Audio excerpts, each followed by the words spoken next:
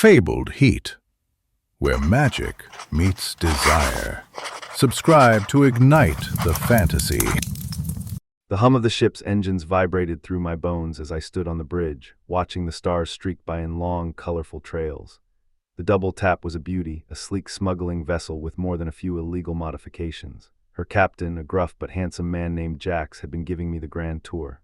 I felt a thrill of excitement as I gazed out at the view screen, the endless expanse of space stretching out before us like an untamed beast. "So tell me, Captain, what made you name this ship the Double Tap?" I asked, trailing my fingers along the cold metal of a console. The question had been on my mind since I first boarded the ship, and I was determined to get an answer. Jax's eyes darkened with some unreadable emotion as he glanced at me, his gaze lingering on my face before he turned back to the controls. "It's a term we used back in my merc days," he said, his deep voice low and rough. "A bullet to the head, then another to make sure the target stays down. Quick, efficient, no mistakes." I shivered, both from the ominous meaning and the way his voice caressed the words.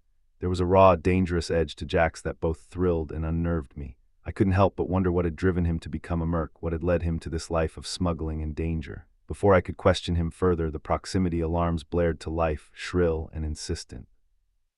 Jax's head snapped toward the view screen, his eyes narrowing as he took in the sleek black ship rapidly approaching. "Shields up, we've got company," he barked, his fingers flying over the controls with a speed and precision that left me breathless. I gripped the edge of the console as the ship rocked from weapons fire, the impact throwing me off balance. Jax's fingers flew over the controls, and I caught glimpses of his muscular forearms as he worked, the tendons flexing beneath his skin. My gaze lingered perhaps a bit too long, and I felt a flush rise to my cheeks as I realized I was staring. "I thought this sector was supposed to be abandoned," I said, trying to keep my voice steady despite the adrenaline coursing through me.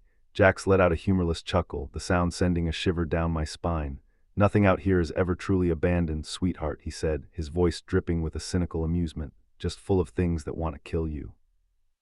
The ship shuddered again, and I stumbled, righting myself against Jax's broad chest. His hands came up to steady me, large and warm even through my jacket, and I felt a jolt of electricity as his fingers brushed against mine. I looked up at him, our faces inches apart, and for a moment I forgot about the danger bearing down on us. In the flashing red emergency lights, his eyes seemed to glow an inhuman amber, and I felt myself getting lost in their depths. "We need to get you to the escape pods," he said gruffly, though he made no move to let me go. I licked my lips, my pulse racing with a mix of fear and excitement. "I'm not going anywhere without you," I said, the words tumbling out of my mouth before I could think twice. Something fierce and hungry flashed in Jax's eyes, and he leaned in, his breath hot against my ear. "Then you'd better stay close," he growled, the sound sending a shiver down my spine. "Because I have a feeling this is only the beginning of our troubles, and I intend to face them all, with you by my side." As he spoke, the ship lurched again, throwing us both off balance. I felt Jax's arms wrap around me, holding me tight as the ship shuddered and groaned around us. "I'm not going to let anything happen to you," he whispered, his voice a low, rough promise. I felt a surge of trust and loyalty toward him, and I knew in that moment I would follow him anywhere. The ship's intercom crackled to life, a voice shouting out a warning. "Incoming fire, we're taking damage." Jax's head snapped up, his eyes locking onto the view screen as he assessed the situation. "We need to get out of here now," he barked, grabbing my hand and pulling me toward the door. I stumbled after him, my heart racing with fear and excitement. As we ran, the ship's corridors seemed to blur around us, the sounds of explosions and gunfire growing louder with every step. We burst into the escape pod bay, the sleek silver pods waiting like miniature lifeboats.